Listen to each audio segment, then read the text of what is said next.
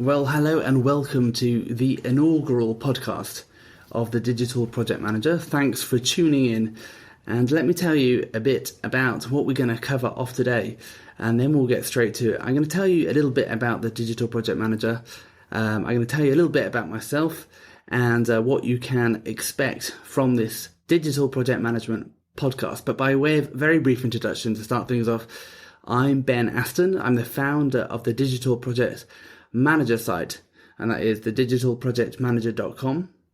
And so let me tell you a little bit about the Digital Project Manager. If you're tuning in and you've never been to the site, this is just a little quick overview of what the Digital Project Manager is all about. When I talk about the Digital Project Manager, I really kind of describe it as project management guidance for the digital Wild West.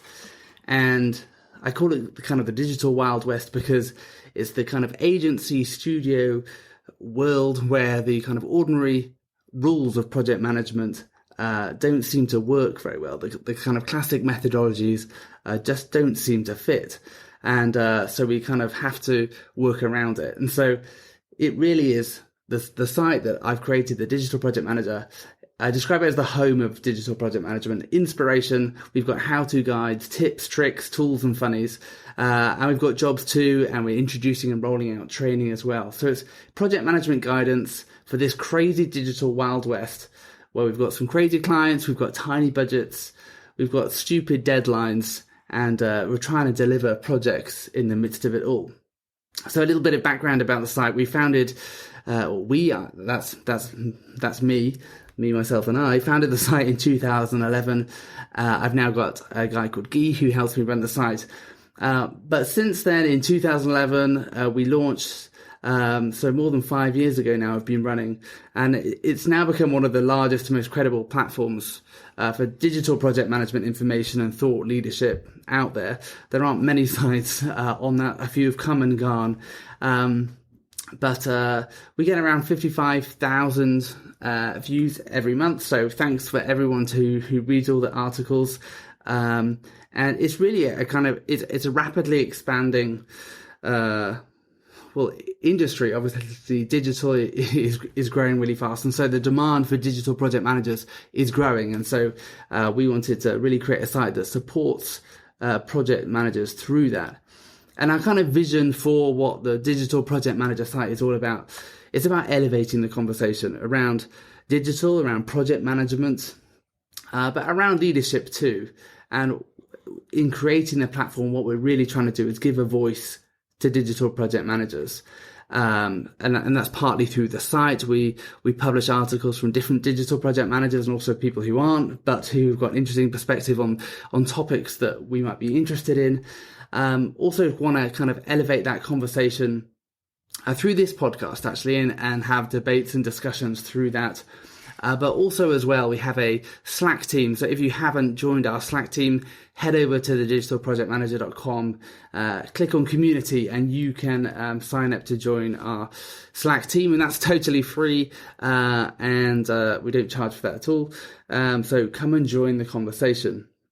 And as I mentioned earlier, the kind of what I found was in starting out in digital project management more than 10 years ago, the kind of classic project management methodologies didn't seem to kind of fit very well. There's loads of general project management knowledge and resources that are out there on the internet, and a lot of it is really useful and can be applied to IT development, the kind of big IT enterprise projects or software development.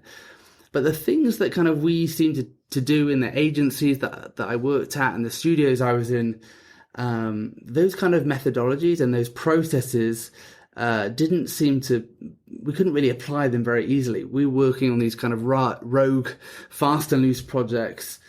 These are kind of the everyday campaigns, the things that as digital project managers, we kind of deal with day in, day out.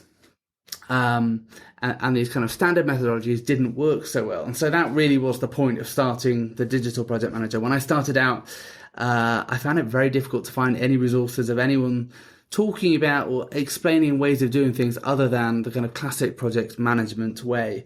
So that's the idea, to empower a community to learn from one another. That draws on the existing frameworks out there, like Prince 2, which I think is great, Scrum is great, PMBOK is great, but thinking about how we tailor that, how do we engineer that to work within the wild west of digital marketing and communications, and particularly in agencies and studios, how can we make that work? So, to kick things off, I just thought it might be interesting. It might not be interesting, but a little bit of my story of becoming a digital project manager. And actually, it's quite a circuitous wrong one, as I'm sure it is for many people. But growing up, I wanted to be a fighter pilot. I liked planes, I liked Top Gun, so it was naturally a sound choice. But actually, at school, after a few years, and some kind of careers test, I guess I did some career counselling, and those dreams of becoming a fighter pilot came crashing down. I remember actually quite vividly going to visit my school career counsellor and being presented with some quite damning results of my career prospects. The one that I actually seemed to score really highly in terms of a match of skills, interest, and abilities was a refuse collector, a bin man, as we'd call them in the UK, which is great. But driving a garbage truck didn't feel like quite the same thing to me as driving a plane. It wasn't really what I had in mind or what I aspired to. But that's what the career specialists thought I might be good at. So for most of my high school years, I had no idea what digital project management was. I was simply a guy destined to be a refuse collector. I don't think I didn't know what it was. I didn't want to become one. And to be honest, if someone said, "Oh, do you want to be a digital project manager one day when you grow up, when you're old?" I'd probably think that sounded quite boring. So how did I become one? Well, ever since we got our first PC, and that was a long, long time ago. For those of you old enough to remember, it was in the days of a 386 PC was the first one that our family owned, with a 33K dial-up modem, which in those days was pretty impressive. But I found quite quickly I had a mild addiction to the internet. You'd get these magazines with CDs that gave you minutes of access to the internet, and I started building my first websites, and I was hooked. I created some websites, some early ones that I created. There was one called Such Times, and that was a satirical online newspaper, kind of think The Onion, pretty much cloned by The Onion, I'd say. I had another site called The World of Ben, very originally, and it was a message board and a friend profile site, obviously since cloned by Facebook. And I didn't think of Google before its time, but other than that, I was pretty much cutting edge back in those days, in the late 90s. So the websites that I created, admittedly, they weren't very good, but I love the idea that the global connectivity of the web. And because of that love of technology and building websites, I thought, well, the sensible thing for me to do then is study computer science. However, I was a bit nervous, to be honest, about doing computer science because I'd never really done any serious programming. I'd done some front end stuff. But so I thought, I know, I'll spend a year in the industry. I'll be a front end developer and see what it's like. But kind of quite rapidly into that year, I realized actually, sitting in front of a computer all day just coding is pretty boring. And I also wasn't very good at it. So instead of going to study a computer science degree, I thought, okay, let's just study something else. So I did a BA in International Relations and Politics, and wrote lots of long essays, but kind of realized that actually what I was interested in was marketing and advertising. But then after having done some placements at traditional advertising agencies, I was a publicist, I was at an agency called Lowe, I was at another agency called HTW in London. The kind of feedback I got was that I had my finger in too many pies, and those pies were mainly digital ones. I was a bit too maverick for a kind of traditional agency that was just trying to create TV ads and print and radio ads. And then I found that there were these things called digital agencies where I was able to put my digital know-how to good use.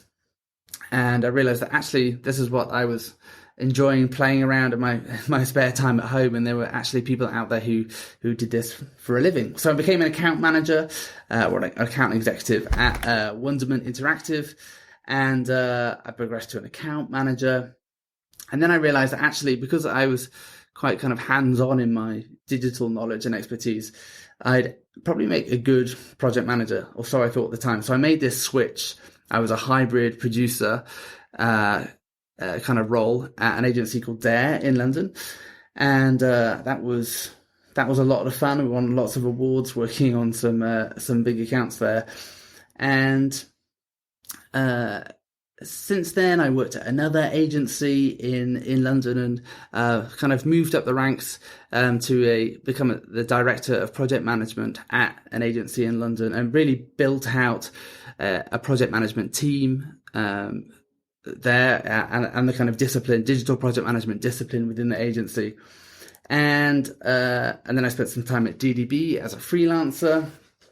And so I've had a whole bunch of experience creating a whole load of different kinds of things across a really wide range of clients: automotive brands including Land Rover, Volkswagen, Honda; utility brands including BT, British Gas, Exxon; FMCG stuff like Unilever; consumer electronics including Sony; and most recently, since moving to Canada, I live in Vancouver right now, we'll be doing lots of public sector work, lots of work with government. So when it comes to the world of digital project management, I've been there and done a bit of that, and that's really why I wanted to start this thing 5 or so years ago. It was because when I started out, I couldn't really find anything useful to help me learn how to do this thing.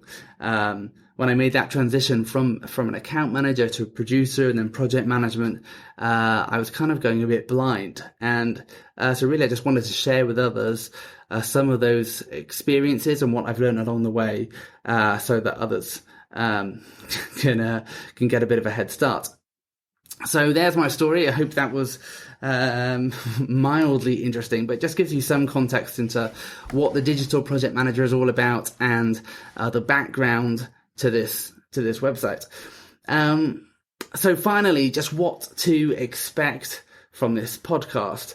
This obviously is the first ever digital project management podcast, and so it's early days. What can you expect? Well, I'm not entirely sure. We're on this adventure a bit together, but I thought starting a podcast might be a good idea, just to go back to the kind of the vision and what we're trying to do in terms of elevating that conversation. And while we're giving people the opportunity to write articles and share them on the site, we've got a mailing list now of a few thousand people. What I really wanted to do there was to elevate that even further, and to give those people who are writing articles the opportunity to share a bit deeper their thoughts when they're writing them, and to have some debates and discussions about them. So we're going to use the podcast to review the week's blog post, and whenever we can, get the author to join us live to discuss and debate their ideas. And we'll also share the world of project management this week. Some stuff to check out, review what else is going on with PM blogs and meetups and that kind of thing. I hope we'll be able to have some expert interviews, some roundtable discussions. We've got one planned coming right up, and tools as well. So we'll have lots of fun along the way. And so that just about wraps up everything for this week. Stay tuned for our next episode, and check out all we've been talking about today on thedigitalprojectmanager.com. Thanks for listening. See you soon.